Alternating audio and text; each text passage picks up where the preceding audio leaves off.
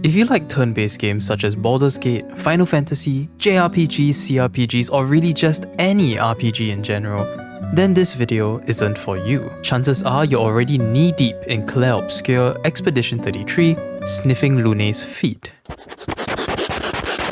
This video also isn't for the people who've already played the game, finished it and said, well, it's not for me. After all, you've given the game a chance, and like any responsible adult or child who's stolen their parents' credit card to purchase this game, you've made an informed decision and reached your own conclusion.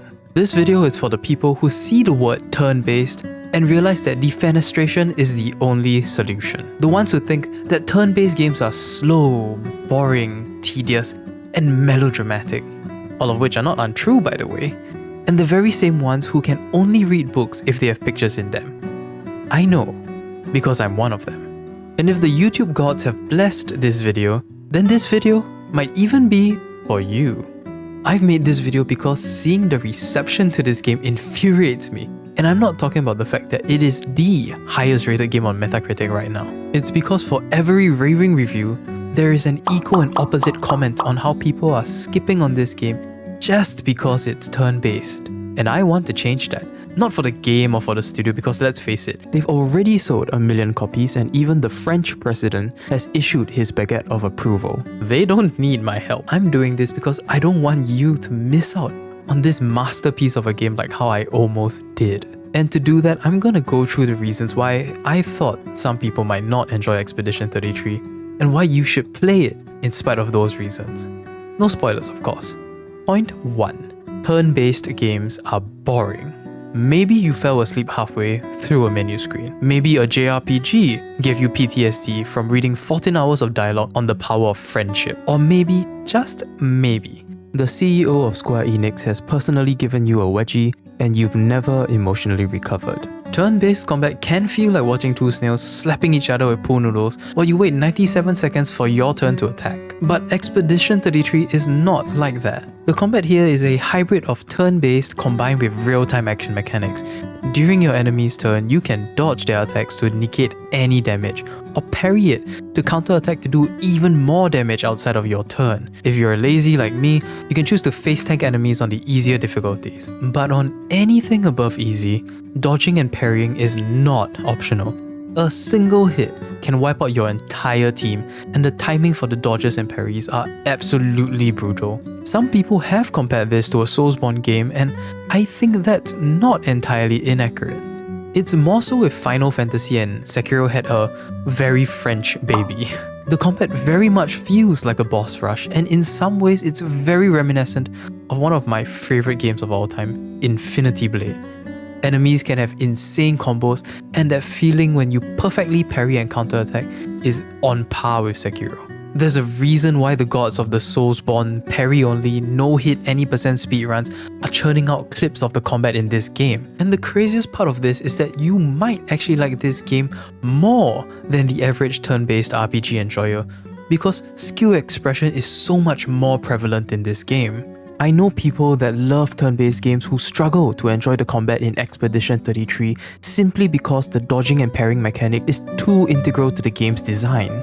To an extent, it makes levels and builds redundant because you can defeat any boss at any level if you can perfectly parry every single attack and are sufficiently mentally unwell to fight a boss for over 11 hours just chipping away at his health. Another thing that helps to keep the combat so enthralling is that it's flashy, slick as butter, and every move is basically a button to inject more dopamine into your veins. But when every attack and counter-attack causes an explosion in my pants, it's difficult to put the game down. The boss battles are some of the greatest cinematic fights that I've ever played, so much so that I sometimes forget that it's turn-based, which sounds really stupid, but I don't know how else to explain it. There are a ton of elements that go into making it so engaging. The camera work, the music, the graphics, but the TLDR is really that it feels phenomenal to play, and I think watching videos alone do not do it justice.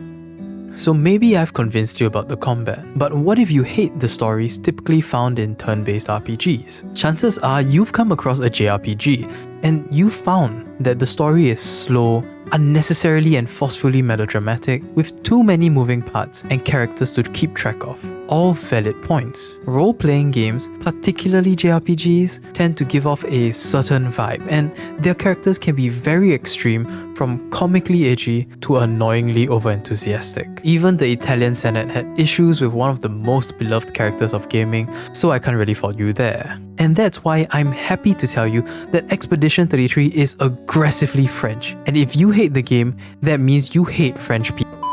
I promised no spoilers, so all I can say is that we've not seen world building and character writing of this caliber in video games for a very long time. The TLDR is that a mysterious paintress wakes up every year and paints a number. Everyone who is that age or older dies. You are part of Expedition 33 and are part of humanity's last hope to reach the paintress and stop her before she wipes out all of humanity. Is the game tragic and sad and melodramatic?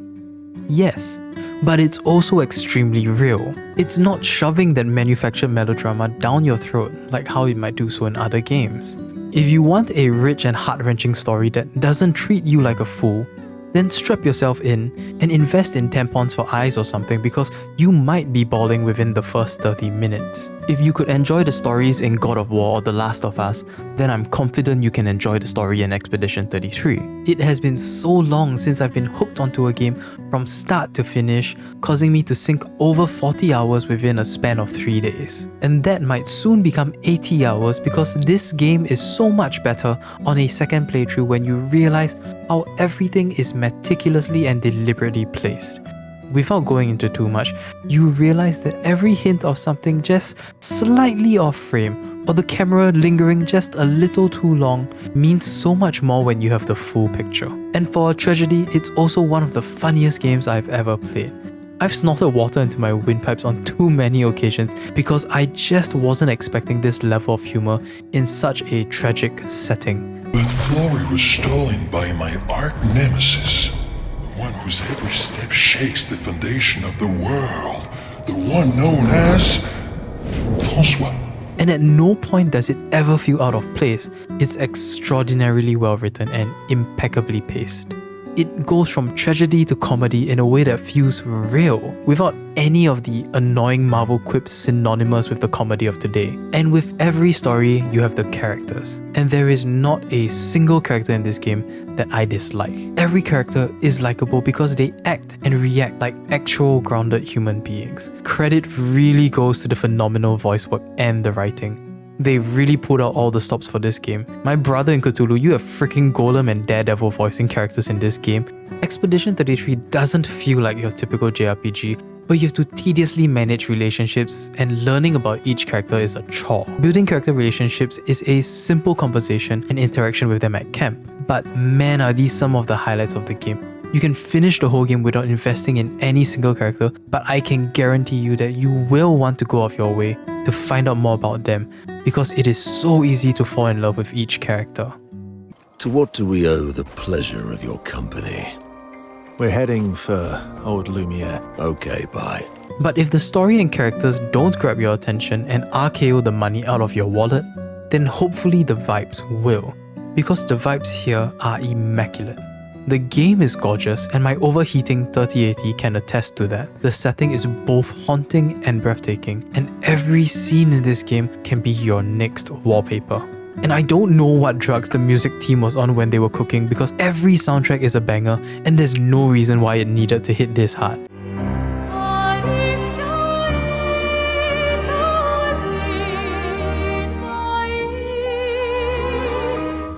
Most people talk about the sad music and stuff, but it also has some of the hypest bops I've ever heard. Can you imagine taking down a god while listening to this?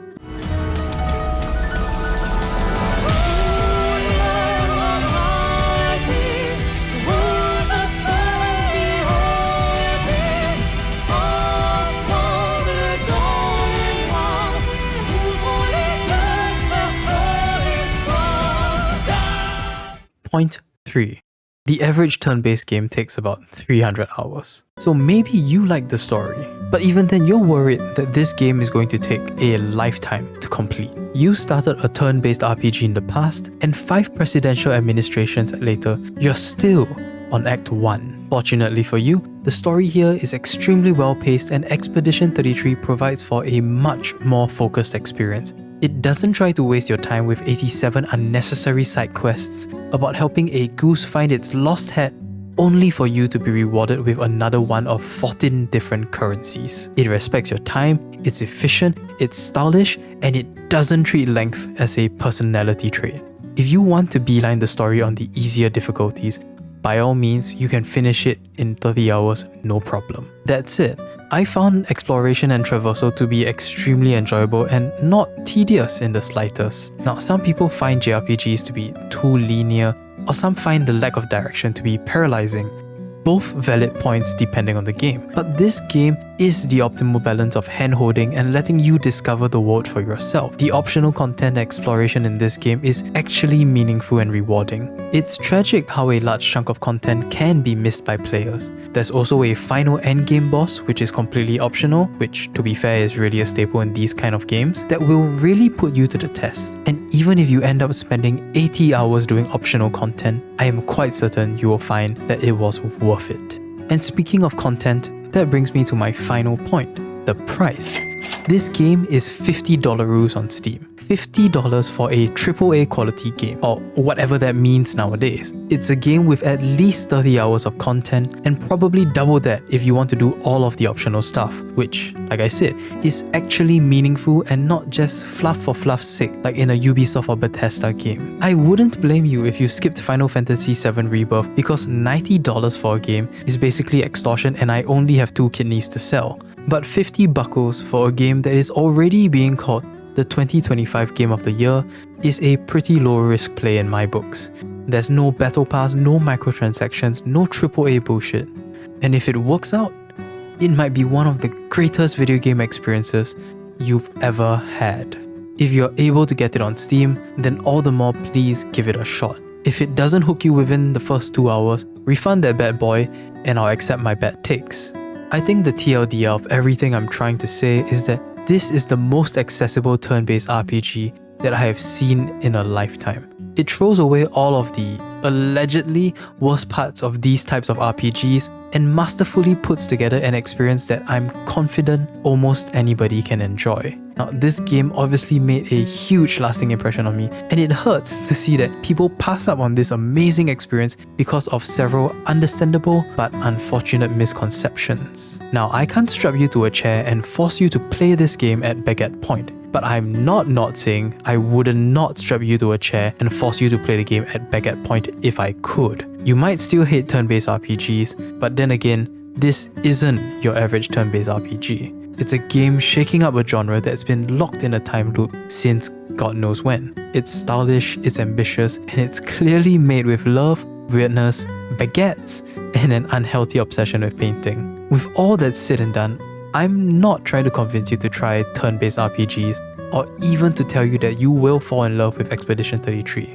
All I'm asking for is that you give this game a chance.